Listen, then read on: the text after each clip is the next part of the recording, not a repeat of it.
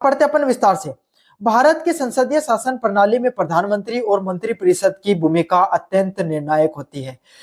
तो अब अगर अपन बात करें भारत की जो संसदीय प्रणाली है, शासन प्रणाली है, इसमें प्रधानमंत्री की जो भूमिका है वो सबसे ज्यादा महत्वपूर्ण है। और प्रधानमंत्री ही क्या करती है, आपके सामने मंत्रिपरिषद है उसका निर्माण करने का कार्य करता है। तो दोनों की अगर अपन संवैधानिक दृष्टि से देखें, अपन शासन प्रणाली की दृष्टि से देखें, दोनों की भूमिका बहुत ज्यादा आपके सामने मजबूत दिखाई देती है। और दोनों की जो भूमिका वो क्या बहुत ही ज्यादा निर्णायक होती है। वे देश के वास्तविक कार्यपालिक होते हैं, मतलब देश पे वास्तविक रूप से आपके सामने कार्य करने वाले व्यक्तित्व होते हैं, जो जनता के सामने भी रहते हैं, वही प्रशासनिक, कानूनी और आपके सामने अन्य फैसले लेने का कार्य करते हैं। और अगर मैं आपको इससे भी और बढ़ के आपके किसी शब्द का प्रयोग करूं तो वो ये होगा कि शासन का संचालन का कार्य ये करते हैं। वही बात है भाई, आपके घर में जब क्या हो दादो को नहीं होगी, दादा की उम्र हो जा, है ना, दादा की कदर और उसके बाद में बेटा ही न्यारा हो जाए, है ना।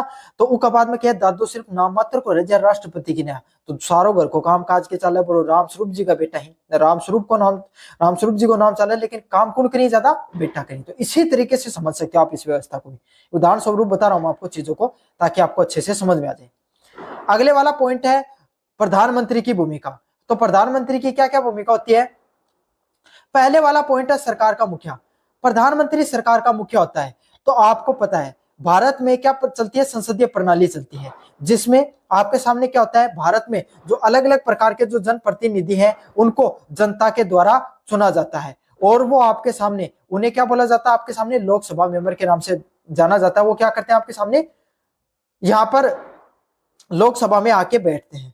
वही लोग क्या करते हैं, जिसके पास जिस सरकार के पास, जिस पार्टी के पास सबसे ज्यादा जो जनप्रतिनिधि होते हैं, वो क्या करते हैं, वो अगर उनको बहुमत से ज्यादा अगर वोट मिलते हैं, बहुमत से ज्यादा अगर सीटें मिलती हैं, तो वो क्या करते हैं, मिलकर सारे लोग अपने मुखिया को चुनते हैं। जैसे बीजेपी को आप केंद्र सरकार में क्यों, बीजेपी को इस बार खुद को बहुमत से ज्यादा सीटें नहीं मिली, तो उन्होंने क्या किया, गठबंधन का निर्माण किया, एनडीए का निर्माण किया, जो नेशनल डेमोक्रेटिक अलायंस के नाम से जाना जाता है। उसमें आपके सामने उन्होंने किसको चुना, नरेंद्र मोदी है, उनको प्रधानमंत्री के रूप में चुना। समझ में आ गया। तो उसमें सारे के सारे एनडीए के जितने भी जो मंत्री थे उनका उसमें योगदान रहता है।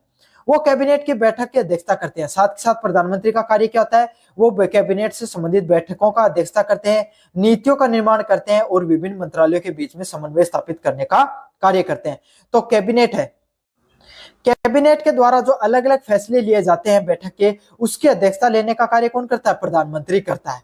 कैबिनेट में वित्त मंत्री, आपके सामने गृह मंत्री, जितने जो मंत्री होते हैं, प्रमुख मंत्री, वो उसमें बैठे होते हैं। उसमें आपके सामने फैसला लिया जाता है। जैसे ऐसे समझ लो भाई, थार दादो और थार सारा का पुत्र है, वह सारा बैठ के कोई फैसला ले लो कि भाई अपन जो छुट्टियों बालक है सगाई करते नीचे।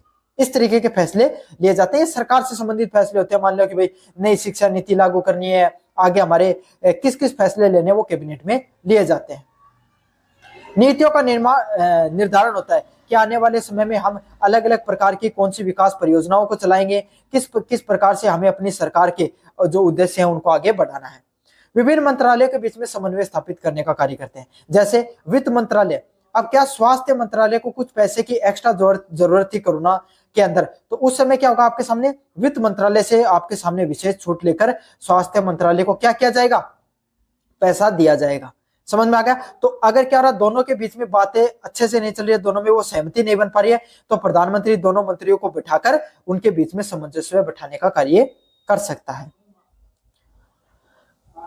अगले वाला पॉइंट है मंत्रिपरिषद का नेता। प्रधानमंत्री ही मंत्रियों का चयन करता है। जो प्रधानमंत्री होता है वो क्या करता है, जो अलग अलग प्रकार के मंत्री होते हैं उनका चयन करने का कार्य करता है और उन्हें विभागों का आवंटन करने का भी कार्य करता है। और जो अलग अलग प्रकार के जो विभाग होते हैं, आप ये सोचते हो ना कि मंत्रिपरिषद को किया गया बर्खास्त और अब चुनी गई नई मंत्रिपरिषद, मतलब पुराने मंत्रियों को हटा दिया गया, अब नए मंत्रियों को चुना गया है। और काफी बार ये भी सुनते हो ना कि किसी को पहले स्वास्थ्य मंत्रालय था, अब उसको क्या दे दिया गया, टेलीकॉम मंत्रालय दे दिया गया, गृह मंत्रालय दे दिया गया। तो इन सब विभागों में क्या आपको आवंटन देखने को मिलता है। वह मंत्रियों को निर्देश करते हैं और उनको कार्य को निगरानी भी करते हैं। मतलब अगर भाई स्वास्थ्य मंत्रालय में चीजें अच्छे से नहीं चल रही है तो उनको बता दिया जाता है कि भाई जो नीट यूजी है उसमें गफलेबाजी देखें, तो उनको बताया कि भाई आप उसमें सुधार कीजिए। किस किस प्रकार से कार्य करना है, आगे आने वाले दिनों में हमें कौन सी विकास परियोजनाओं को लागू करना है, उसको ध्यान भी रखते हैं कि जैसे आयुष्मान भारत योजना है, क्या वो सही से लागू हो रही है, उसमें कुछ खामियां देखने को मिलती हैं तो मंत्री को बुलाकर उससे पूछ ली गई कि भाई आपको कहां कहां पर सुधार करने की जरूरत है, आपने कितनी प्रगति की है। मंत्रियों से पद को हटाने की शक्तियां भी किसके पास होती हैं? प्रधानमंत्री के पास ही मंत्रियों को हटाने की शक्तियां भी देखने को मिलती हैं। अगले वाला पॉइंट है राष्ट्रपति और मंत्रिपरिषद के बीच में कड़ी का काम करना। प्रधानमंत्री राष्ट्रपति और मंत्रिपरिषद के बीच में एक सेतु का भी कार्य करते हैं। मतलब जो प्रधानमंत्री है वो राष्ट्रपति और मंत्रिपरिषद, मतलब कोई आपके सामने कानून का निर्माण किया गया, संसद में उसको बिल को पास किया गया, पहले लोकसभा से राज्यसभा से, लेकिन राष्ट्रपति है वो उससे सहमत नहीं है, तो क्या कर सकते हैं, वो आपके सामने प्रधानमंत्री को बुलाकर उनके बीच में बातचीत करके उसको सुलझा सकते हैं उस मामले को, या और कोई चीजों में अगर बात अटकी हुई है जहां पे राष्ट्रपति की सहमति की जरूरत थी वो नहीं मिल पा रही है, तो प्रधानमंत्री है वो उस मामले पर राष्ट्रपति से चर्चा करके उस चीज को सुलझा सकते हैं। वह मंत्रिपरिषद के निर्णयों से राष्ट्रपति को अवगत करा सकते हैं। साथ ही साथ क्या कर सकते हैं, मंत्रिपरिषद के जो जो निर्णय होते हैं उससे राष्ट्रपति को बता सकते हैं कि भाई अगर कोई कानून का निर्माण किया गया है और राष्ट्रपति उसके बारे में जानना चाहते हैं कि भाई ये कानून है, इसमें क्या क्या मुख्य बातें हैं, मुझे इसके बारे में जानना है, तो वो क्या कर सकते हैं, प्रधानमंत्री है वो मंत्रिपरिषद की तरफ से उन सब चीजों के बारे में बता सकते हैं।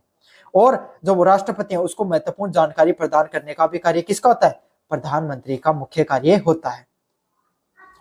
अगले वाला पॉइंट है लोकसभा के नेता।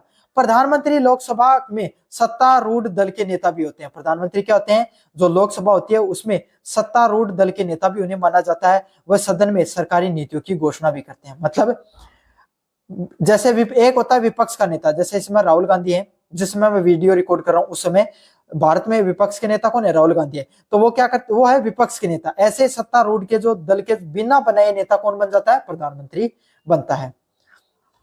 प्रमुख नेता, वह सदन में सरकार की नीतियों घोषणा, कुछ प्रमुख नीति है उसकी घोषणा कौन करेगा, डायरेक्ट प्रधानमंत्री करते हैं, ताकि उसकी क्या होती है, उसकी एक बहुत अच्छे से पब्लिशिंग भी हो जाती है, बहुत अच्छे से उसका प्रभाव भी पड़ता है।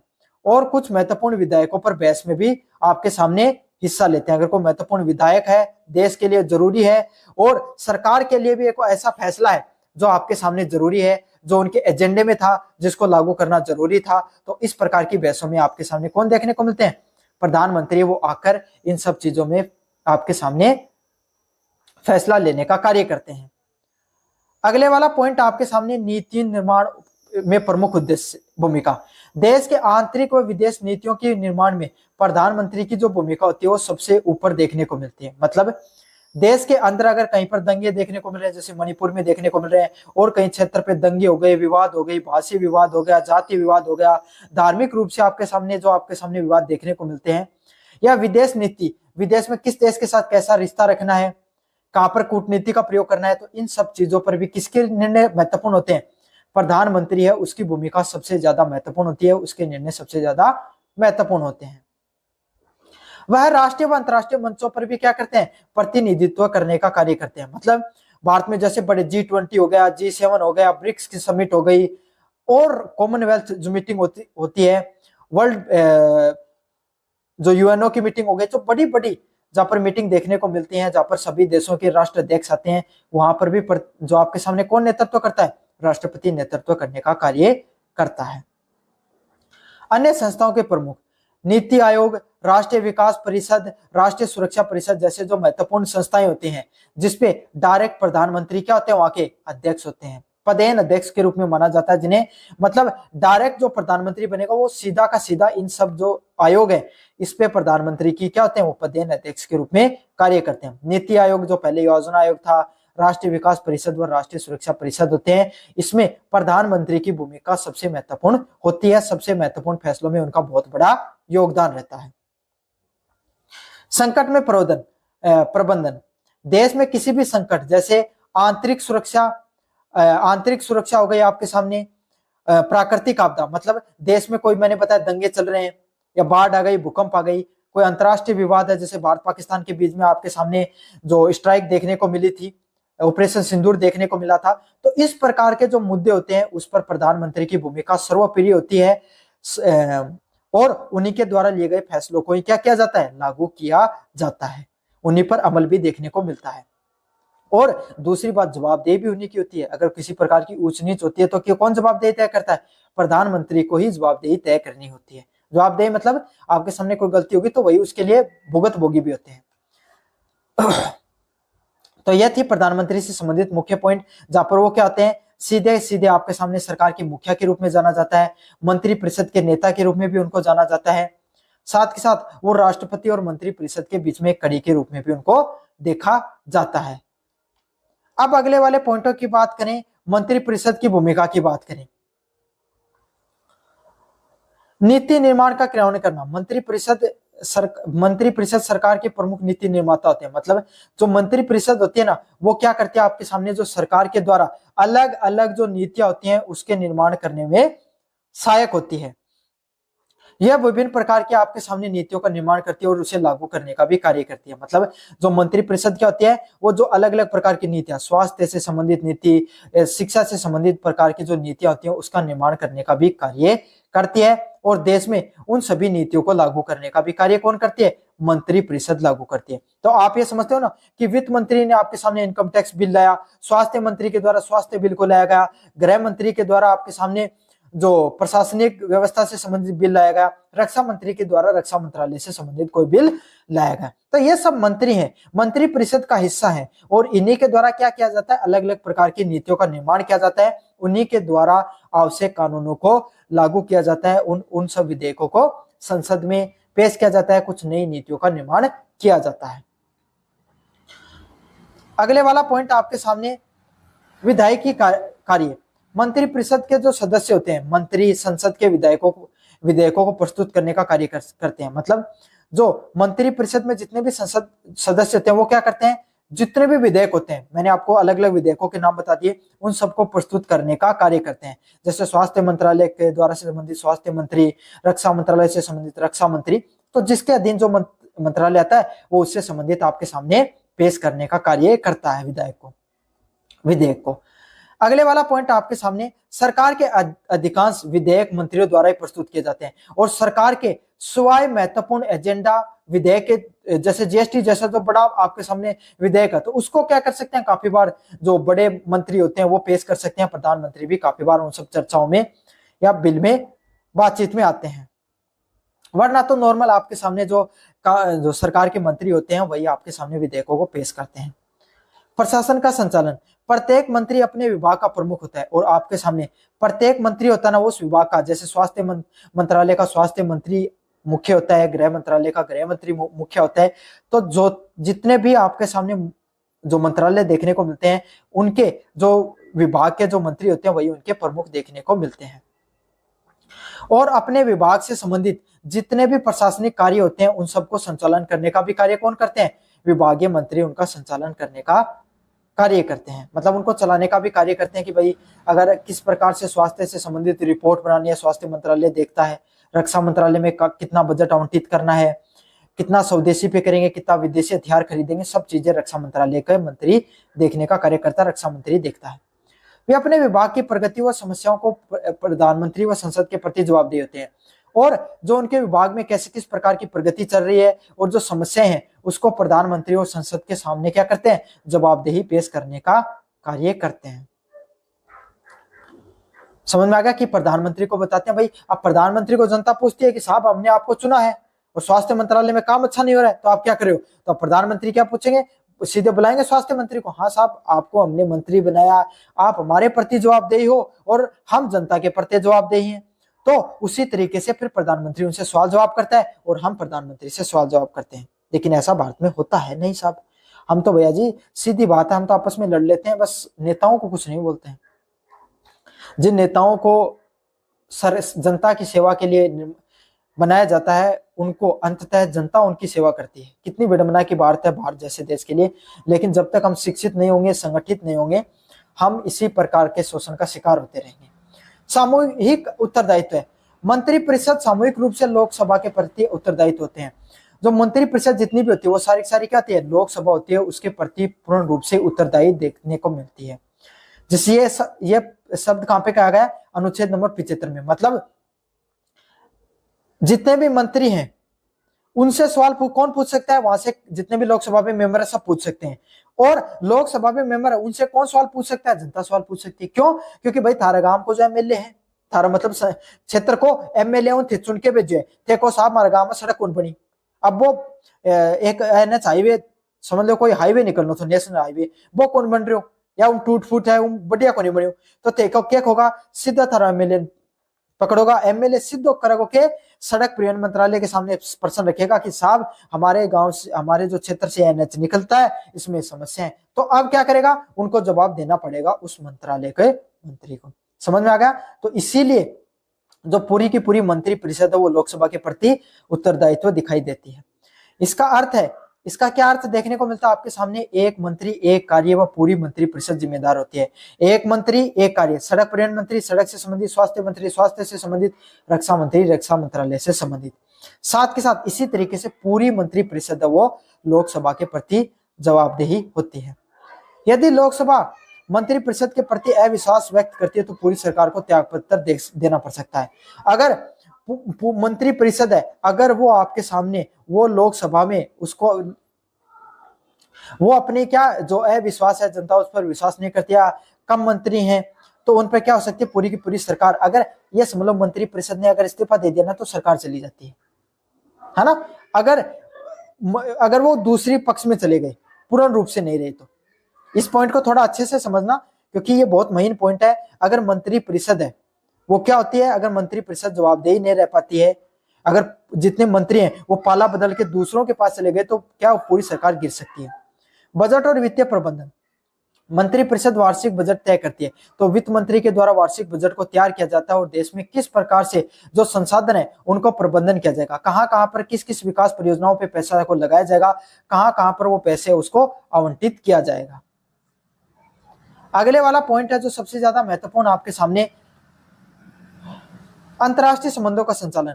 विदेश मंत्री व अन्य संबंधित मंत्री वो अंतर्राष्ट्रीय जो संबंध होते हैं उनका संचालन करने का भी कार्य करते हैं, अंतर्राष्ट्रीय जो फैसले हैं उनका लेने का भी कार्य करते हैं। संक्षेप में अगर अपन बात करें आपके सामने, भारतीय शासन प्रणाली में प्रधानमंत्री, मंत्री परिषद और देश के जो शासन व्यवस्था वास्तविक रूप से संचालित होती है। अगर अपन बहुत गहराई से समझे तो भारतीय शासन प्रणाली में मंत्री, प्रधानमंत्री व मंत्री परिषद का बहुत बड़ा योगदान देखने को मिलता है। उनकी भूमिका केवल आपके सामने कार्यकारी नहीं, मतलब सिर्फ कार्यों को करना ही नहीं है, बल्कि नीतियों का निर्माण करना, विधायी प्रक्रिया मतलब कानूनों का निर्माण करना, उनको सही से लागू करना और प्रशासनिक दृष्टि से धरातल पर नीतियों का लागू करना भी उन्हीं की जवाबदेही होती है। पूरे राष्ट्र के प्रतिनिधित्व भी उन्हीं के द्वारा किया जाता है और ये सब चीजें उनके लिए बहुत ज्यादा महत्वपूर्ण है। तो यह आपके सामने जो बहुत ज्यादा महत्वपूर्ण प्रश्न था, प्रधानमंत्री और उसकी मंत्री परिषद की क्या भूमिका रहती है, इसके बारे में अपने विस्तार से पढ़ा, काफी ज्यादा महत्वपूर्ण प्रश्न था। कैसा लगा वीडियो आपको जोर से बताना, चैनल को जोर से सब्सक्राइब कर देना। धन्यवाद। मेरा नाम है मोहित और आपका स्वागत हमारे यूट्यूब चैनल हिस्ट्री चैंपियन में। तो जैसा कि आप जानते हो आपका जो पेपर होने वाला है फाउंडेशन ऑफ पॉलिटिकल साइंस, उससे संबंधित जितने महत्वपूर्ण प्रश्न होने वाले हैं सारे के सारे मैं आपको करवाने वाला हूं। उसका जो अगला महत्वपूर्ण प्रश्न आपके सामने, संसदीय एवं लोकतंत्र शासन प्रणाली। संसदीय प्रणाली क्या होती है, लोक, और उसमें जो राष्ट्रपति शासन प्रणाली होती है उसमें क्या अंतर होता है, उसके बारे में विस्तार से पढ़ने वाले हैं। काफी ज्यादा महत्वपूर्ण प्रश्न है जो ये पीडीएफ में पढ़ा रहा हूं। अगर ये आपको फ्री में प्रोवाइड अगर आप पाना चाहते हो तो आपको क्या करना है, चैनल को सब्सक्राइब करना है और वीडियो को लाइक करना है। जैसे चैनल को सब्सक्राइब करोगे, डिस्क्रिप्शन में टेलीग्राम का लिंक दे रखा है, उस पर क्लिक करना आपको। जैसे क्लिक करोगे टेलीग्राम चैनल को ज्वाइन कर लेना है। वहां पर फाइल वाले सेक्शन में जाकर आपको BA first semester political science की जो आपके सामने के नाम से पीडीएफ पड़ी होगी उसको डाउनलोड करके पढ़ लेना। आपके सामने सारे सॉल्यूशन देखने को मिल जाएंगे। समझ में आ गया? साथ के साथ अगर आप क्या करना चाहते हो, अन्य वीडियो देखना चाहते हो तो डिस्क्रिप्शन में प्ले लिस्ट का लिंक दे रखा है, वहां से जाकर अन्य वीडियो भी देख सकते हो। इस पेपर से संबंधित सब कुछ पढ़ा रखा है मैंने। फ्लिपकार्ट व मंत्रा से अगर कोई प्रोडक्ट खरीदना चाहते हो तो इस जो आपके सामने ये व्यू प्रोडक्ट वाला ऑप्शन दिखाई दे रहा है, इस पे क्लिक करके आप क्या कर सकते हो, कोई भी प्रोडक्ट है वो खरीद सकते हो। मैंने लगा रखा, टैग कर रखा है जो किताब कर रखी, इसके अलावा भी और कुछ प्रोडक्ट भी खरीद सकते हो। सबसे ज्यादा डिस्काउंट आपको देखने को मिल जाएगा। चलो शुरू करते हैं अपन। संसद, जो संसदीय प्रणाली होती है, पार्लियामेंट्री प्रणाली व राष्ट्रपति की जो शासन प्रणाली होती है, वह कार्यपालिका व विधायिका के बीच में संबंधों के आधार पर जो लोकतांत्रिक शासन के दो रूप होते हैं। मतलब संसदीय प्रणाली व जो राष्ट्रपति शासन प्रणाली है वो आपके सामने जो कार्यपालिका और विधायपालिका के जो संबंध होते हैं उसके आधार पर जो अलग अलग प्रकार होते हैं इसके।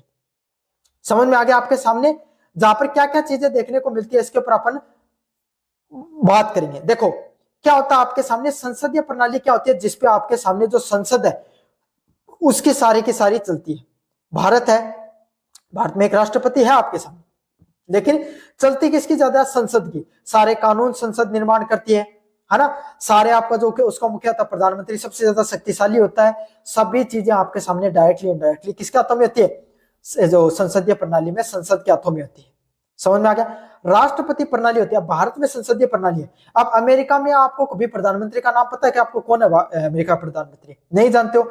वहां पे पर राष्ट्रपति को जानते हैं, क्यों, क्योंकि वहां पर राष्ट्रपति की प्रणाली है। वहां पर सत्ता किसके, शक्ति किसके हाथों में होती है, शक्ति व सत्ता राष्ट्रपति के हाथों में होती है। और वो जो शासन प्रणाली है वो आपके सामने मजबूत हुआ है, सुदृढ़ प्रणाली है।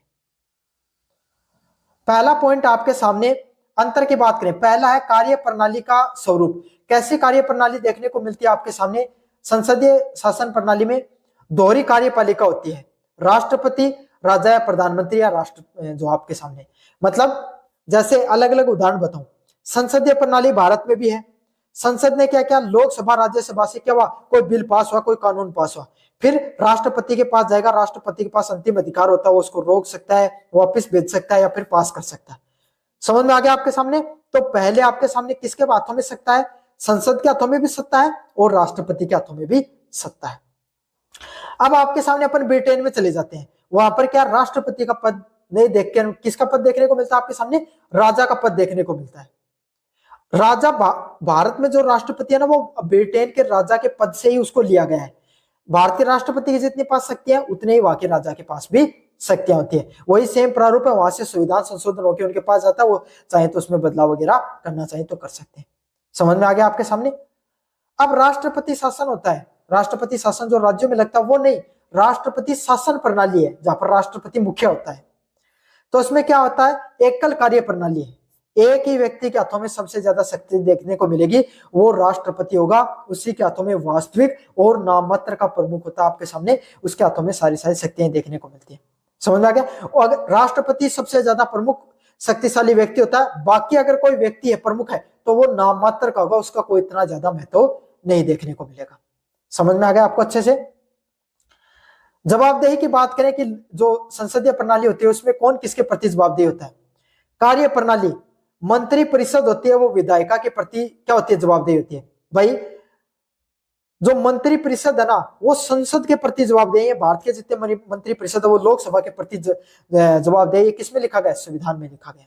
मतलब उस संसद पटल में लोकसभा में बैठे हुए जितने जो मंत्री है, जितने जो लोग है वो उन मंत्रियों से सवाल पूछ सकते हैं कि साहब आपने जो हमारा हाईवे का निर्माण किया था उस हाईवे में ये कमियां है, आप जवाब दो। और देना पड़ेगा वहां पर बैठे हुए मंत्रियों को, वहां पर बैठे हुए सभी जो मंत्री परिषद है उसको।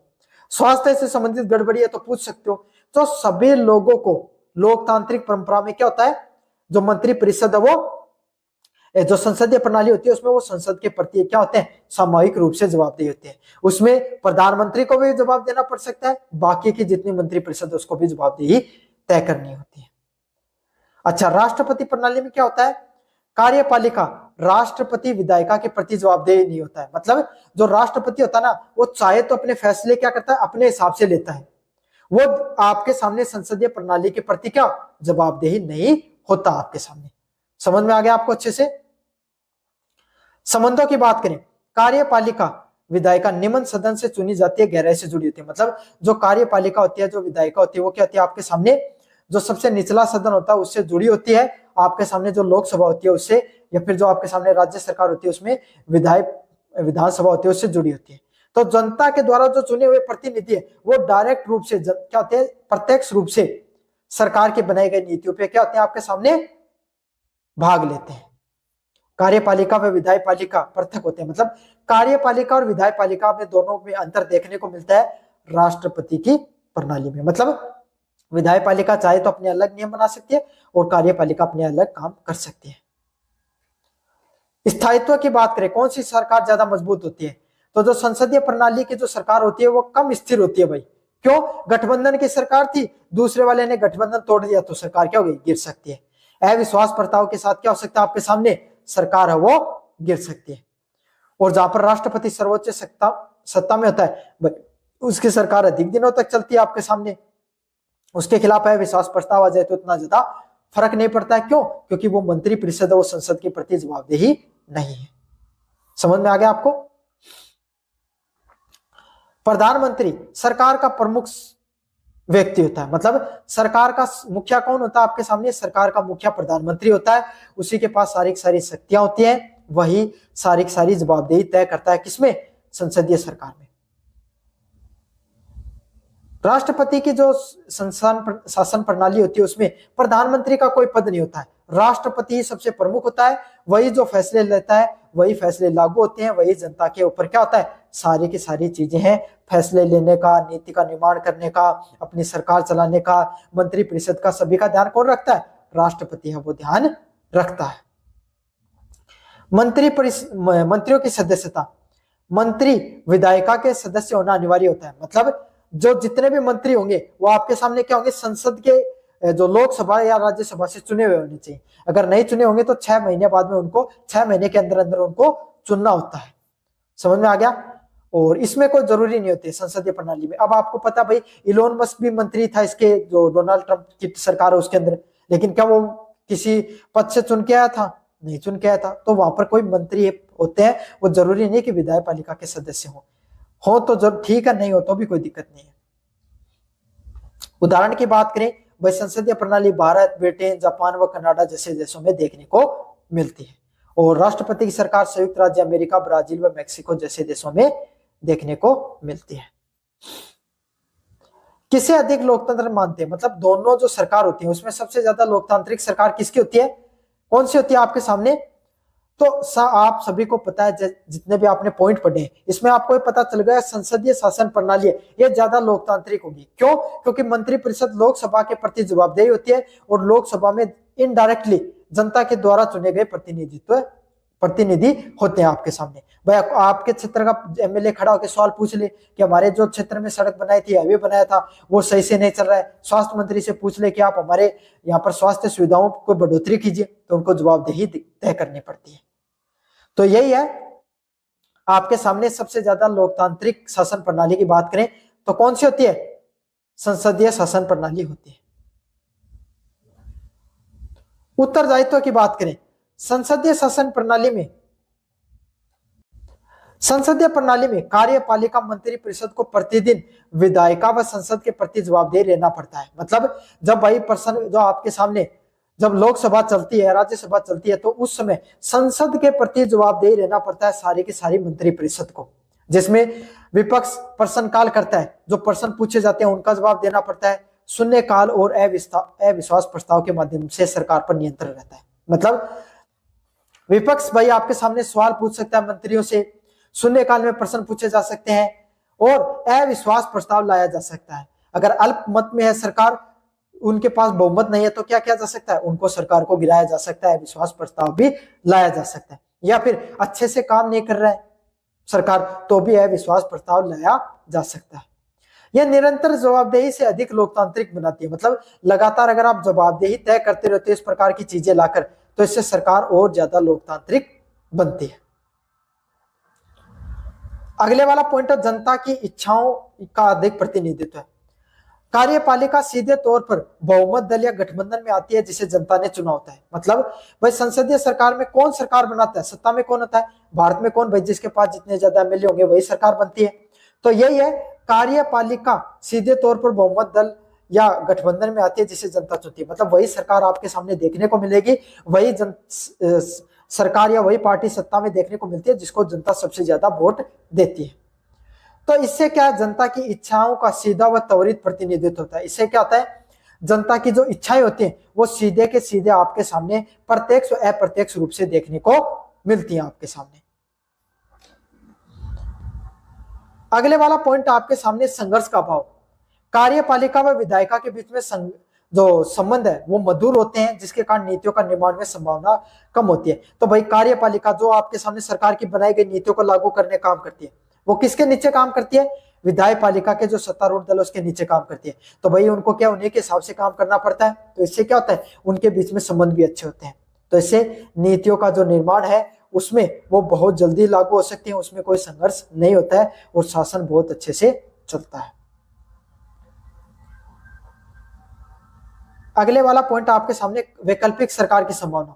यदि सत्तारूढ़ दल बहुमत खो जाता है तो बिना चुनाव के भी दूसरी सरकार बनाने की क्या होती है, संभावना रहती है। भाई एक गठबंधन की सरकार थी, उसने क्या किया, गठबंधन तोड़ के दूसरे के पास चले गए और वहां पे सरकार बन गई। तो इससे क्या होता है आपके सामने, जो अगर कोई एक सरकारी बहुमत में रही है, जरूरी नहीं है कोई दूसरी सत्तारूढ़ दल है वो भी आपके सामने सत्ता में आ सकता है।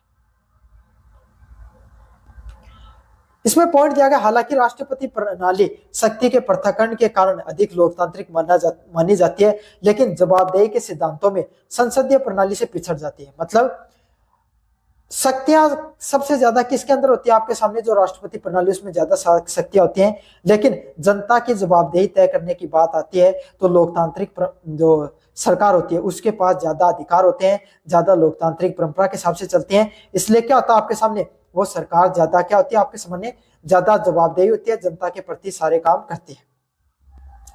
संसदीय प्रणाली में सरकार का अस्तित्व भले ही एक दोष हो, लेकिन ये अस्थायित्व जनता के प्रति जवाबदेही उत्तरदायित्व की गारंटी भी देता है। मतलब चाहे सरकार आपके सामने अस्तित्व भले ही दोष हो, मतलब जरूरी नहीं कि सरकार स्थिर रहे संसदीय प्रणाली में, लेकिन ये जनता के लिए फायदेमंद भी है। क्यों? कोई भी सरकार सही से काम नहीं कर रही है तो जनता उसको हटा सकती है, दूसरे दल को क्या ला सकती है। साथ के साथ ये गारंटी भी देता है कि लोकतंत्र सिद्धांतों से अधिक निकट रहता है। साथ के साथ लोकतंत्र इससे क्या होता है, और मजबूत बना रहता है। तो ये था आपके सामने जो संसदीय व राष्ट्रपति प्रणाली के जो बीच में अंतर था उसको विस्तार से बताया मैंने आपको। कैसा लगा वीडियो जरूर से बताना, चैनल को जरूर से सब्सक्राइब कर देना। धन्यवाद। बच्चों, मेरा नाम है मोहित और आपका स्वागत हमारे यूट्यूब चैनल हिस्ट्री चैंपियन में। तो जैसा कि आप जानते हो, आपका जो पेपर होने वाला है, जो इंडियन पॉलिटिकल सिस्टम का, भारतीय राजनीतिक व्यवस्था का, उससे संबंधित जितने महत्वपूर्ण प्रश्न होने वाले हैं सारे के सारे मैं आपको करवाने वाला हूं। उसका जो अगला महत्वपूर्ण प्रश्न है, भारत के निर्वाचन आयोग की संरचना, कार्य एवं शक्तियों के बारे में बात करिए। किसके बारे में? भारतीय जो निर्वाचन आयोग होता है ना, उसकी संरचना कैसी होती है, भारतीय निर्वाचन आयोग की संरचना कैसी है, उसके कार्य क्या है और उसकी शक्तियां क्या होती हैं, उसके बारे में आपको बताना है। काफी ज्यादा मोस्ट इंपोर्टेंट पर्सन है, बार बार अलग अलग प्रकार के जो विश्वविद्यालय होते हैं उसमें प्रश्न पूछा जाता है, आपको भी अच्छे से करके जाना है। साथ के साथ वीडियो को शुरू करें इससे पहले एक टारगेट देना चाहता हूं। अब सभी बच्चों को पता है भाई, अपने 25,000 सब्सक्राइबर को आपके सामने टारगेट ले रखा है, उस टारगेट को अपन को अचीव करना है। और कैसे अचीव होगा, आपको चैनल को सब्सक्राइब करना पड़ेगा। साथ के साथ तो जो पीडीएफ पढ़ा रहे हैं हमारे टेलीग्राम चैनल पे उपलब्ध है, जाओ और जाकर आपके सामने पढ़ लो भाई। चलिए शुरुआत करते हैं प्रश्नों की तरफ। भारतीय संविधान में अनुच्छेद 324 के तहत भारत में निर्वाचन आयोग, इलेक्शन कमीशन ऑफ इंडिया की शुरुआत की गई थी। क्या किया गया था? अनुच्छेद आर्टिकल 324 के तहत भारत में निर्वाचन आयोग की, election commission of India, ECI, election commission of India, उसकी शुरुआत की गई थी। और एक प्रकार के स्वतंत्र और स्थायी संवैधानिक इकाई है। कैसी इकाई है? एक इंडिपेंडेंट इकाई है, समझ में आ गया। और संवैधानिक इकाई, निकाय है, ये बहुत इंपॉर्टेंट शब्द है, संवैधानिक निकाय। संवैधानिक निकाय कौन सा निकाय होता है भाई आपके सामने? संवैधानिक कॉन्स्टिट्यूशनल बॉडी, वो बॉडी होती है जिसके अंदर क्या होता है आपके सामने, जिसको आप हटा नहीं सकते हो। क्या नहीं कर सकते हो आप उसको ना, मतलब उसको हटा नहीं सकते हो, उसमें बदलाव जरूर किए जा सकते हैं संसद के द्वारा, लेकिन उसको हटा नहीं सकते हो। और इंडिपेंडेंट बॉडी होती है, उस पर कोई भी प्रकार का राजनीतिक दबाव नहीं देखने को मिलता है। समझ में आ गया आपको? और इसको सारी की सारी शक्तियां किससे प्रदान होती है? संविधान से। तो उनको यह भी डर नहीं होता कि संसद के द्वारा हमें क्या किया जा सकता है, हमें हटाया जा सकता है। इसीलिए इनकी और ज्यादा स्वतंत्रता देखने को मिलती है। जिनका मुख्य उद्देश्य उत्तरदायित्व देश को स्वतंत्र व निष्पक्ष चुनाव कराना है। चुनाव आयोग का भाई काम क्या होता है? जैसा कि नाम है आपके सामने, पूरे भारत में, पूरा जो भारत देश है उसके अंदर स्वतंत्र चुनाव करवाने का काम किसका है? आपके सामने निर्वाचन आयोग का। किसका काम है भाई? निर्वाचन आयोग का यही काम होता है, वो स्वतंत्र चुनाव करवाता है और निष्पक्ष चुनाव संपन्न कराने का काम होता है। समझ में आ गया? आपका जब भी चुनाव होते हैं उस समय आचार संहिता को लागू करना, राजनीतिक पार्टियां कोई भड़काऊ भाषण नहीं दे, लोगों के फ्रीबीज नहीं बांटे, इन सब चीजों को ध्यान में रखने का काम किसका है? निर्वाचन आयोग का है। लेकिन आजकल निर्वाचन आयोग है भाई, उसमें क्या है? उसके खिलाफ काफी बातें उठ रही हैं। निर्वाचन आयोग की संरचना, structure of election commission of India, कैसा स्ट्रक्चर है भाई इलेक्शन कमीशन ऑफ इंडिया का। प्रारंभ की सदस्यता की बात करें, प्रारंभ में एक सदस्य निकाय था। पहले इसमें क्या हुआ करता था, सिर्फ एक ही सदस्य था, मतलब एक ही आपके सामने जो सदस्य हुआ करते थे, वन कम्युनिटी की बॉडी हुआ करती थी। और उस समय क्या हुआ था, एक बहुत तगड़े और मजबूत आपके सामने इलेक्शन कमीशन है, उनका नाम था टीएन सेशन। टीएन सेशन, उनका नाम देखना, वो मतलब इतने खतरनाक थे, उनके नाम से जो राजनेता ना कांपते थे। उनकी एक लाइन थी कि मैं हर साल में एक राजनेता का आपके सामने कैरियर खा जाता हूं, है ना। मतलब उन्होंने इतने निष्पक्ष चुनाव कराए थे। आज के समय के तो जो भाई मैं चुनाव आयोग पर काफी सवाल उठते हैं, जनता का ऐसा कहना है कि भाई वो पार्टियों के जो सत्तारूढ़ दल है उसके हिसाब से काम करता है, लेकिन टीएन सेशन है उसके खिलाफ, चाहे विपक्ष हो चाहे पक्ष के लोग, सभी के सभी लोग उनके खिलाफ खड़े हो गए थे, क्योंकि वो इतने सही तरीके से चुनाव करवाने का काम करते थे। आप जाना और यूट्यूब पर अभी जो ये वीडियो देखने के बाद में टीएन सेशन के बारे में जरूर से देखना, आपका बहुत नॉलेज और आपको पता चलेगा कि क्या ताकत होती है एक चुनाव आयोग की। और आप देखना आपके सामने क्या किस तरीके से काम कर रहा है चुनाव आयोग। लेकिन 1993 में इसे मल्टी बॉडी आपके सामने इंस्टीट्यूट बना दिया। क्यों बना दिया गया, क्योंकि टीएन सेशन था ना, टीएन सेशन थे वो किसी के कंट्रोल में नहीं आ रहे थे। तब उन्हें लगा कि अगर एक व्यक्ति का हाथ में जो पावर है इसको क्या कर दिया जाए, अगर और दो लोगों के हाथों में दे दी जाएगी तो पावर बढ़ जाएगी और इसलिए इतने पावरफुल नहीं रहेंगे। लेकिन भाई जो पावरफुल व्यक्ति रहता है वो पावरफुल हमेशा रहता ही है, चाहे एक मल्टी बॉडी हो चाहे सिंगल बॉडी इंस्टीट्यूट हो, है ना। वो उसके बाद में भी उतने ही ज्यादा पावरफुल आदमी थे। वर्तमान में उसमें क्या होता है, वर्तमान के समय में एक election commission, chief election commission होता है सीएफसी, और उसके दो सहायता करने के लिए दो अन्य निर्वाचन आयुक्त होते हैं। दो चीफ जो आपके सामने इलेक्शन कमिश्नर होते हैं वो क्या करते हैं, उसकी मदद करते हैं। तो एक तो आपके सामने चीफ इलेक्शन कमिश्नर और दो उसके निर्वाचन आयोग इलेक्शन कमीशन के रूप में उनको जाना जाता है, जो चीफ इलेक्शन कमीशन की मदद करते हैं। नियुक्ति की बात करें, कौन करता है चीफ इलेक्शन कमीशन की नियुक्ति। जैसा कि आप सबको पता है, जो अन्य जितने भी जो लोग होते हैं, जितने अन्य लोग होते हैं उनकी भी नियुक्ति किसके द्वारा की जाती है भाई, आपके सामने राष्ट्रपति के द्वारा की जाती है। जितने भी कॉन्स्टिट्यूशनल बॉडी होती हैं, कॉन्स्टिट्यूशनल पद होते हैं, उनकी नियुक्ति राष्ट्रपति के द्वारा की जाती है। तो इनकी भी नियुक्ति राष्ट्रपति के द्वारा की गई थी। कार्यकाल की बात करें, इनका कार्यकाल 6 वर्ष से 65 वर्ष तक था। मतलब इनका कार्यकाल कितने वर्ष तक देखने को मिला था, 6 साल से 65 साल तक आपके सामने इनका कार्यकाल देखने को मिलता है। अगर कोई व्यक्ति 58 साल की उम्र में अगर चीफ इलेक्शन कमीशन बन गया तो उसको 64 साल की उम्र में क्या हो जाएगा भाई, इसका पद पूरा हो जाएगा। या फिर आपके सामने अगर 63 साल की उम्र में अगर चीफ इलेक्शन कमीशन बने तो 3 साल तक ही काम कर पाएंगे, क्योंकि 65 साल से हटना पड़ता है। क्या तो 6 साल पूरी हो तब हटेंगे, या 65 साल की उम्र पूरी हो जाए वो हटेंगे। कोई सा भी पहले जो क्राइटेरिया टच हो जाता है उसी के हिसाब से उनका जो कार्यकाल है वो पूर्ण हो जाता है, अगर उनको एक्सटेंशन नहीं दिया जाए तो। उन्हें सर्वोच्च न्यायालय के न्यायाधीश के समान पद से हटाया जाता है। अगर जो इलेक्शन कमीशन है उसको महाभियोग के द्वारा ही हटाया जा सकता है। कौन किसके द्वारा, महाभियोग की बराबर प्रक्रिया लगती है। और उसमें क्या होता है, बहुत अलग अलग प्रक्रियाएं होती हैं भाई।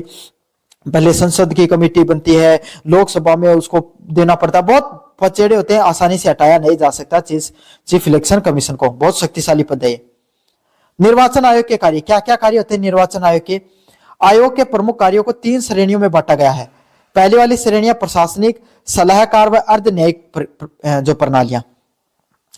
पहला होता है निर्वाचन नामावली तैयार करना, मतदान सूची, जो अलग अलग प्रकार की जो मतदान सूचियां होती हैं उन मतदान सूचियों को तैयार करने का काम होता है। क्या होता है, जो अलग अलग प्रकार की जो मतदाता सूची होती है। भाई आप जो मत देकर आते हो ना, जो बुलेट जो आपके सामने जो उसको क्या बोलते हैं, मतदान की जो सूची होती है, इलेक्शन जो लिस्ट होती है भाई, जिसके अंदर आप सभी लोगों को लोग मतदान करते हैं उन लोगों की उसमें नामांकन होती है, उसको तैयार करना काम होता है। समय समय पर अपडेट करना, साल में एक बार आपके सामने इसको अपडेट किया जाता है और ये प्रयास किया जाता है कोई भी पात्र या कोई भी मतदाता वो ना छूटे। निर्वाचन क्षेत्र का परिसीमन करना, जनगणना के आधार पर निर्वाचन क्षेत्रों की सीमाओं का निर्धारण करना। क्या किया जाता है, जनगणना के आधार पर जब जनगणना करवाई जाती है तो आपके सामने जो निर्वाचन आयोग है वो क्या करता है, उनकी सीमाओं को भी निर्धारित करता है। अब देखो परिसीमन देखने को मिलेगा 2027 से 28 के अंदर, उस समय नए विधानसभा नई लोकसभा का आपके सामने जगहों का निर्वाचन देखने को मिलेगा। तो समय समय पर जब जनगणना होती है, आप वाली जनगणना होगी ना, इसके हिसाब से परिसीमन देखने को मिलेगा। तो निर्वाचन वाले क्षेत्रों, नए क्षेत्रों का निर्माण करने का काम भी किसका होता है, चुनाव आयोग का काम होता है। चुनाव का संचालन करना, राष्ट्रपति, उपराष्ट्रपति, संसद, लोकसभा हो चाहे राज्यसभा और राज्य के विधानसभाओं के चुनाव को समय सारणी और तिथि घोषित करना। क्या काम है? चाहे राष्ट्रपति का चुनाव हो, चाहे उपराष्ट्रपति का चुनाव, चाहे संसद का चुनाव, चाहे लोकसभा और राज्यसभा के चुनाव हो, किसी के भी चुनाव हो, सभी के सभी को समय समय पर समय सारणी का जारी करना। क्या काम करना? समय सारणी जारी करना, आचार संहिता लगाना, कोड ऑफ कंडक्ट लगाना। सबका सब काम किसका होता है भाई? आपके सामने चुनाव आयोग का काम होता है। अब कहोगे सर सरपंच वाले चुनाव होते हैं, ये पंचायती राज वाले चुनाव होते हैं, ये कौन कराता है? ये राज्य निर्वाचन आयोग करवाता है, राष्ट्रीय निर्वाचन आयोग नहीं करवाता है। ये अंतर है भाई, आप याद रख लेना। राजनीतिक दलों की मान्यता, दलों को राष्ट्रीय क्षेत्रीय दलों के रूप में मान्यता करना। कोई भी दल है, अगर वो उसकी जो अगर मान्यता पूरी हो रही है तो उसको राष्ट्रीय दल का दर्जा देना या फिर आपको क्षेत्रीय दल का दर्जा देना। अगर कोई क्षेत्र विशेष में काम कर रहा है तो उसको क्षेत्रीय दल के रूप में मान्यता देना और उन्हें चुनाव चिन्ह को आवंटित करना। किसका काम है भाई? आपके सामने जो निर्वाचन आयोग का काम है। ये मोस्ट इंपोर्टेंट पर्सन है। दलों को राष्ट्रीय या क्षेत्रीय दल के रूप में मान्यता देना और चुनाव चिन्ह को आवंटित करना, सब के सब कार्य किसके हैं? चुनाव आयोग के कार्य हैं। निर्वाचन आयोग की शक्तियां, पावर ऑफ इलेक्शन कमीशन, आदर्श चुनाव आचार संहिता लागू करना, कोड ऑफ कंडक्ट लागू करना। चुनाव के दौरान राजनीतिक दलों और उम्मीदवारों के लिए आचार संहिता को लागू करना। क्या करना? अगर जो इलेक्शन हो रहे हैं, क्या हो रहे हैं? इलेक्शन हो रहे हैं, उस समय जो राजनीतिक दल, जितने भी जो पॉलिटिकल पार्टीज होती हैं, उन पे कोड ऑफ कंडक्ट, वो ज्यादा पैसे ना खर्च करें, कोई लुभावने वादे ना करें, अगर लोगों को पैसे नहीं बांटे और कोई ऐसी चीजें नहीं बांटे जिससे चुनाव है वो प्रभावित नहीं हो। इन सब चीजों का ध्यान में रखना। और अगर कोई भी प्रकार का उल्लंघन देखने को मिलता है, तो उनको दंडित करने का भी काम किसका होता है भाई? आपके सामने निर्वाचन आयोग का ही काम होता है। अर्ध न्यायिक शक्तियां, चुनाव के समय उम्मीदवारों की योग्यता और चुनाव विवादों पर राय देना। क्या करना? अगर आपके सामने चुनाव हो रहे हैं तो उम्मीदवार के, अगर कोई अयोग्य उम्मीदवार है तो उसको अयोग्यता तैयार करना कि भाई आपके सामने ये इलेक्शन में भाग नहीं ले सकता, उसकी अयोग्यता। और अगर चुनाव में कोई विवाद हो रहे हैं तो उन विवादों का निपटारा करने का काम भी किसका होता है? चुनाव आयोग का काम होता है। किसका होता है? चुनाव आयोग का ही काम होता है। कोई भी उम्मीदवार है, अयोग्य उम्मीदवार को टालना और चुनाव में कोई भी प्रकार का विवाद है, कोई भी राय देने का काम निर्वाचन आयोग का काम होता है। पर्यवेक्षण करना, चुनाव के दौरान धांधली या हिंसा के समय किसी भी मतदान या चुनाव केंद्र के मतदान को रद्द करना और पुनः मतदान देने का आदेश करना। कहीं पर धांधली देखने को मिली, वोट चोरी हो रही है कहीं पर आपके सामने, या फिर आपको बूथ कैप्चरिंग हो रही है और कोई अगर इलेक्ट्रॉनिक गड़बड़ी आ रही है तो वहां पर क्या किया जाता है? उस चुनाव को रद्द करके पुनः मतदान कराया जाता है। क्या करवाया जाता है? पुनः मतदान करवाया जाता है। कर्मचारियों पर नियंत्रण, चुनाव प्रक्रिया के दौरान सरकारी कर्मचारी आयोग के नियंत्रण में कार्य करते हैं। जितने दिन चुनाव आयोग की प्रक्रिया चलती है उसके दौरान जो सरकारी कर्मचारी होते हैं ना, वो आयोग के नियंत्रण में काम करते हैं। क्या करते हैं? कोई भी आयोग होता है ना, उसके नियंत्रण में काम करते हैं। भारत में निर्वाचन आयोग सबसे बड़े लोकतंत्र की धुरी। आपके सामने जो भारत का निर्वाचन आयोग है, वो भारत का जो लोकतंत्र है उसके लोकतंत्र का सबसे बड़ा आपके सामने जो केस है। अपनी निष्पक्ष कार्य प्रणाली और आधुनिक सुधार, मतलब हमारे भारत के अंदर जो चुनाव आयोग है ये सबसे बड़े लोकतंत्र को, भाई छोटी बात नहीं है, इतने बड़े लोकतंत्र को, और जहां पर चुनाव का इतना महत्व है। अमेरिका जैसे देश में लोगों को कोई मतलब नहीं होता चुनाव में, लेकिन इंडिया के लोगों को चुनाव से बहुत महत्व रहता है। समझ में आ गया? तो इतने बड़े चुनाव करवाना, सभी लोगों को मोटिवेट रखना चुनाव में भाग लेने के लिए, और समय समय पर अलग अलग प्रकार के बदलाव करना, जैसे ईवीएम, वीवीपैट जैसे माध्यम से भारतीय चुनाव प्रक्रिया उसको अच्छे से लागू करना। समझ में आ गया? तो ये था भारत के निर्वाचन आयोग की संरचना, कार्य और शक्तियों के बारे में व्याख्या कीजिए। कैसा लगा वीडियो जोर से बताना, चैनल को जोर से सब्सक्राइब कर देना। धन्यवाद। मेरा नाम है मोहित और आपका स्वागत है हमारे यूट्यूब चैनल हिस्ट्री चैंपियन में।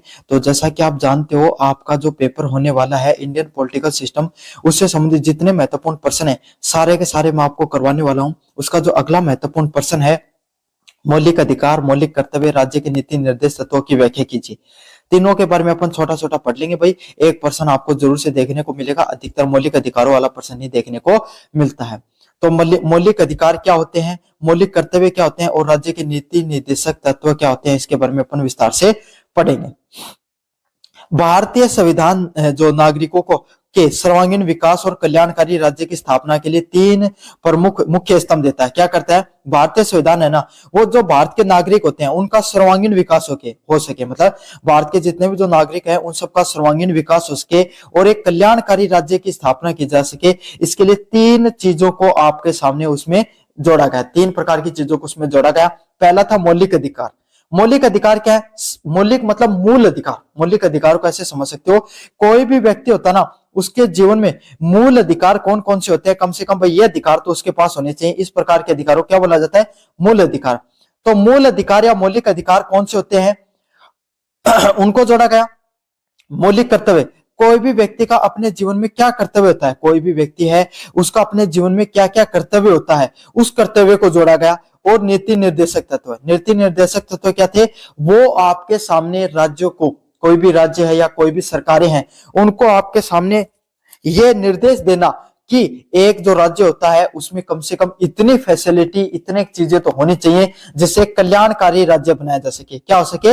एक कल्याणकारी राज्य क्या होता है? ऐसा राज्य जिसके अंदर हर व्यक्ति को बराबरी का हक मिल सके, है ना, बेहतर से बेहतर सुविधाएं मिल सके, और आपके सामने कोई वर्ग है वो खुद को प्रताड़ित नहीं महसूस करे। इस प्रकार के राज्य को क्या कहा जाता है? आपके सामने जो कल्याणकारी राज्य के नाम से जाना जाता है। और ये सब चीजें कहां सुनिश्चित होती हैं? आपके सामने नीति निर्देशक जो तत्व होते हैं उनके अंदर ये सभी की सभी चीजें हैं वो आपके सामने देखने को मिलती हैं, उनके अंदर इन सभी चीजों की बात की गई है।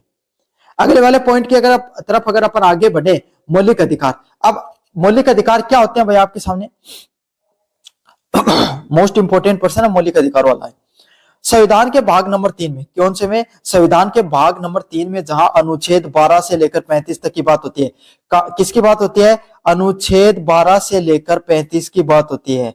कौन सा? अनुच्छेद 12 से लेकर 35 की बात होती है। उसमें आपके सामने जो ये अधिकार है, वो जो मौलिक अधिकार है, उनका वर्णन किया गया है। क्या किया गया है? मौलिक अधिकारों का वर्णन देखने को मिलता है। किसका वर्णन देखने को मिलता है? मौलिक अधिकार होते हैं उनका वर्णन देखने को मिलता है।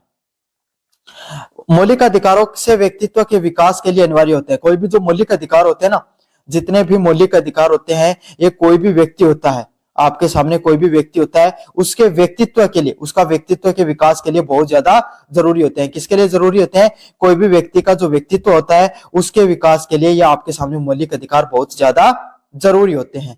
विशेषताओं की बात करें, क्या विशेषताएं होती है मौलिक अधिकारों की? पहली विशेषता है जस्टिसेबल। जस्टिसेबल क्या अर्थ होता है भाई?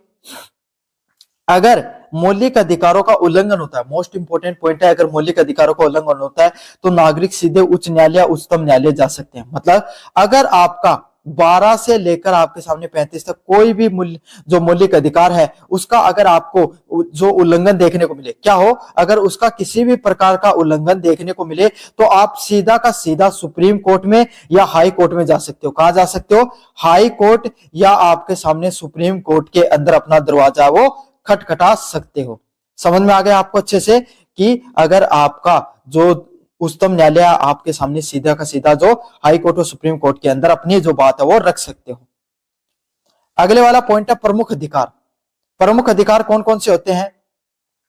इसमें समानता का अधिकार, स्वतंत्रता का अधिकार और शोषण के विरुद्ध अधिकार है वो देखने को मिलते हैं। मतलब कौन कौन से अधिकार देखने को मिलते हैं भाई मौलिक अधिकारों में? कोई भी व्यक्ति होता है उसको समानता का अधिकार। कौन सा अधिकार? सभी लोगों को समानता का अधिकार। स्वतंत्रता का अधिकार। कौन सा अधिकार? स्वतंत्रता का और समानता का जो अधिकार है वो दोनों के दोनों अधिकार है वो आपके सामने देखने को मिलते हैं। शोषण के विरुद्ध अधिकार, कोई भी व्यक्ति है उसके खिलाफ जो शोषण किया जा रहा है उसके खिलाफ हम क्या कर सकते हैं? आपके सामने बात कर सकते हैं।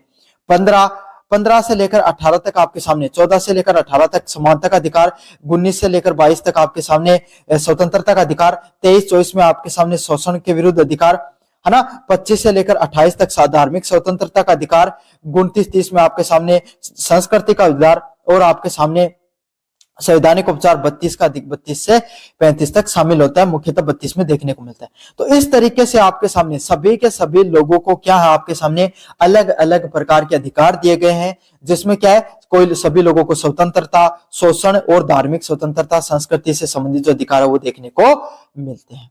समझ में आ गया आपको अच्छे से? अगले वाला पॉइंट है राज्य के नीति निर्देशक तत्व, डीपीएसपी। तो डीपीएसपी क्या होती है भाई?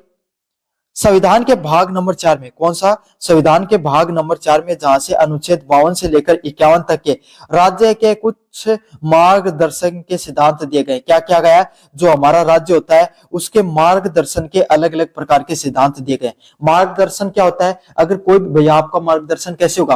क्या आपको कोई व्यक्ति के द्वारा यह बताया जाए कि आपको जीवन में क्या करना चाहिए, क्या नहीं करना चाहिए, उसको क्या जाना जाता है भाई? मार्गदर्शन के नाम से जाना जाता है। तो राज्यों को मार्गदर्शन ये बताने का काम कौन करते हैं कि आपको किस तरीके से काम करना चाहिए और आपके सामने किस तरीके से अपने राज्य को चलाना चाहिए, किस तरीके से एक सबसे बेहतर राज्य का निर्माण हो सकता है, वो नियम कायदे कौन बताते हैं? राज्य के नीति निर्देशक तत्व।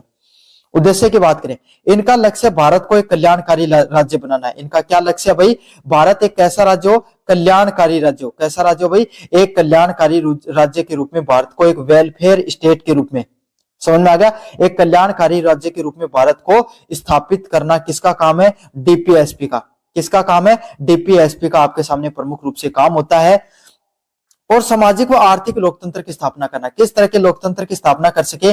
करना जिसमें सभी लोग सामाजिक और आर्थिक रूप से बराबरी का हिस्सा मिल सके। क्या मिल सके? सभी लोगों को सामाजिक और आपके सामने बराबरी का हिस्सा मिल सके, है ना?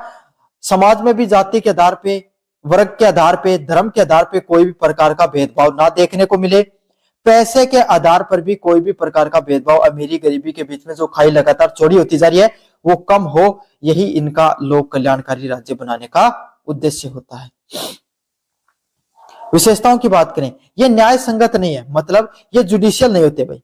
इन पर कोई भी कानून की पाबंदी नहीं देखने को मिलती है। यदि यानी इन्हें लागू करवाने के लिए न्यायालय नहीं जाया जा सकता। मतलब अगर आप इन्हें लागू करना चाहते हो तो इन्हें क्या, इनके लिए आप न्यायालय नहीं जा सकते। क्या नहीं कर सकते? इनको अगर लागू करना चाहते हो तो आपको न्यायालय नहीं जाना भाई, आपको न्यायालय जाने की कोई भी जरूरत नहीं होती है। परंतु ये शासन के आधारभूत सिद्धांत है। लेकिन ये जो हमारा कॉन्स्टिट्यूशन होता है, क्या होता है? हमारा जो कॉन्स्टिट्यूशन होता है उसकी सबसे बेसिक स्ट्रक्चर होते हैं। बेसिक स्ट्रक्चर क्या होता है भाई आपके सामने? बेसिक स्ट्रक्चर वो होता है भाई जिनके ऊपर सभी के सभी जो नियम कायदे हैं, सिद्धांत है, जो नीति निर्माण, वो जिसपे टिका होता है। देखो कोई भी नीतियों का अगर निर्माण किया जाता है ना तो डीपीएसपी को जरूर एक बार देखा जाता है कि डीपीएसपी इसमें लागू हो रहे हैं, नहीं लागू हो रहे हैं। उदाहरण के लिए समान काम के लिए समान वेतन, ग्राम पंचायतों का गठन करना, समान नागरिक संहिता इसके अंदर आते हैं। किसके अंदर? राज्य के नीति निर्देशक तत्वों में क्या आते हैं? समान काम। अगर आप समान काम करते हो तो आपको समान कार्य के लिए क्या किया जाता है? समान वेतन दिया जाता है। क्या किया जाता है? समान कार्य करने के लिए समान वेतन दिया जाता है। ग्राम पंचायतों का गठन, जो अलग अलग प्रकार की जो ग्राम पंचायत होते हैं उनका गठन करना, और समान नागरिक संहिता, मतलब सभी लोगों को, जो सभी प्रकार के जो नागरिक होते हैं उनको समान प्रकार की जो नागरिक संहिता प्रदान करने का काम किसके द्वारा किया जाता है भाई? जो डीपीएसपी है उसके अंदर। किसके अंदर? डीपीएसपी के अंदर किया जाता है। समझ में आ गया? समान वेतन, नागरिकों को, ग्राम पंचायतों का गठन और समान नागरिक संहिता है वो देखने को मिलती है। मौलिक कर्तव्यों की बात करें, 42वां संविधान संशोधन 1946 के अंदर जो भाग 4A और जिसके अंदर अनुच्छेद 51A को जोड़ा गया। इनको भाई 51 नंबर ए में जोड़ा गया। और अगर इनकी बात करें तो एक कौन सी कमेटी के द्वारा भाई? श्रवण सिंह कमेटी, एक श्रवण सिंह कमेटी बनाई गई थी। उस कमेटी ने क्या किया था? जो मौलिक कर्तव्य जितने भी होते हैं, हमारे जितने भी जो मौलिक कर्तव्य होते हैं, उन मौलिक कर्तव्यों को आपको बताने का काम किया था। क्या किया था? जितने भी जो हमारे मौलिक कर्तव्य होते हैं सबके सब मौलिक कर्तव्यों के बारे में बताने का काम किया गया था। हमारे कौन कौन से जो मौलिक कर्तव्य वो महत्वपूर्ण मौलिक कर्तव्य हैं। स्वरूप की बात करें, ये नागरिकों को नैतिक दायित्व प्रदान करने का काम करते हैं। क्या करते हैं? हमारे जितने भी नागरिक होते हैं सबको नैतिकता का आपके सामने पाठ पढ़ाने का काम करते हैं। क्या करते हैं? सभी को जो नैतिकता का आपके सामने पाठ पढ़ाने का काम करते हैं। वर्तमान में 11 मौलिक कर्तव्य हैं। वर्तमान में कितने मौलिक कर्तव्य हैं? 11 मौलिक कर्तव्य हैं। कितने मौलिक कर्तव्य आपके सामने? वर्तमान में 11 मौलिक कर्तव्य देखने को मिलते हैं, जैसे कि संविधान का पालन करना, राष्ट्रीय ध्वज का सम्मान करना, देश की रक्षा करना और पर्यावरण का संरक्षण करना। अगर आज के समय की बात करें तो कुल आपके सामने 11 मौलिक कर्तव्य होते हैं, जिसमें अलग अलग प्रकार के मौलिक कर्तव्य देखने को मिलते हैं। 11वां मौलिक कर्तव्य बाद में जोड़ा गया था। शिक्षा का अधिकार, समझ में आ गया आपको? 5 से लेकर 14 साल के बच्चों को शिक्षा का, मुफ्त शिक्षा का अधिकार, यह हमारा आपके सामने मौलिक कर्तव्य है। जिसमें आपके सामने महत्व की बात करें, ये अधिकारों कर्तव्यों के बीच में संतुलन करते हैं। भाई सभी व्यक्तियों के साथ सिर्फ अधिकार ही नहीं होने चाहिए, उनके पास कुछ कर्तव्य भी होना चाहिए। भाई आपके घर पे आपको सिर्फ माता पिता खाने पिलाने का ही काम नहीं करते, बल्कि उनका काम ये भी है कि भाई आपको इतना जिम्मेदार नागरिक बना सके। आपके भी कुछ कर्तव्य हैं, घर का काम करना, नौकरी लगना, जॉब लगना, पढ़ाई करना है, आपके भी कर्तव्य है ना। तो इसी तरीके से सिर्फ आपके सामने जो लोगों को अधिकार देना ही नहीं काम उनका काम है, उनको कुछ कर्तव्य भी निभाने होने चाहिए। क्या होने चाहिए? उनको कुछ कर्तव्य भी निभाना पड़ता है। तो वो कर्तव्य किसमें दिए गए? मौलिक अधिकारों में दिए गए हैं। यह हमें याद दिलाता है कि अधिकारों के साथ साथ नागरिकों को देश के प्रति कुछ उत्तरदायित्व भी है। ये सब चीजें हमें क्या दिलाती हैं कि हर जो व्यक्ति है उसका सिर्फ अधिकार ही नहीं है, बल्कि उनके नागरिकों के कुछ आपके सामने क्या है? उत्तरदायित्व भी है। उत्तरदायित्व का अर्थ होता है कि कोई ना कोई जो काम करने का आपके सामने उनका, भाई जो काम कर रहे हैं तो उसको काम करने के लिए भाई उनका कुछ ना कुछ कर्तव्य भी है, और उस कर्तव्य को उनको अच्छे से निभाना चाहिए। क्या करना चाहिए? उनका जो कर्तव्य है उसको उनको अच्छे से निभाना चाहिए। उनको कर्तव्य को याद दिलाने का काम करते हैं। मौलिक अधिकार जहां व्यक्ति को स्वतंत्रता देते हैं, मौलिक अधिकार क्या करते हैं? जहां व्यक्ति को स्वतंत्रता देते हैं, वही नीति निर्देशक तत्व सरकार को जन कल्याणकारी मार्ग दिखाने का काम करते हैं। वही आपके सामने क्या करते हैं? नीति निर्देशक तत्व होते हैं, वो लोगों को क्या करते हैं? जन कल्याण का मार्ग दिखाने का काम करते हैं। क्या करते हैं? जन कल्याण का मार्ग दिखाने का काम करते हैं। मौलिक कर्तव्य नागरिकों को राष्ट्र के प्रति जिम्मेदार बनाते हैं, और मौलिक कर्तव्य क्या करते हैं? नागरिकों को राष्ट्र के प्रति अपनी जो जिम्मेदारी होती है वो जिम्मेदारी याद दिलाने का काम करते हैं। तो बच्चों ये प्रश्न था आपका मौलिक अधिकार, मौलिक कर्तव्य और राज्य के नीति निर्देशक तत्वों से संबंधित। कैसा लगा वीडियो जरूर से बताना, चैनल को जरूर से सब्सक्राइब कर देना। धन्यवाद।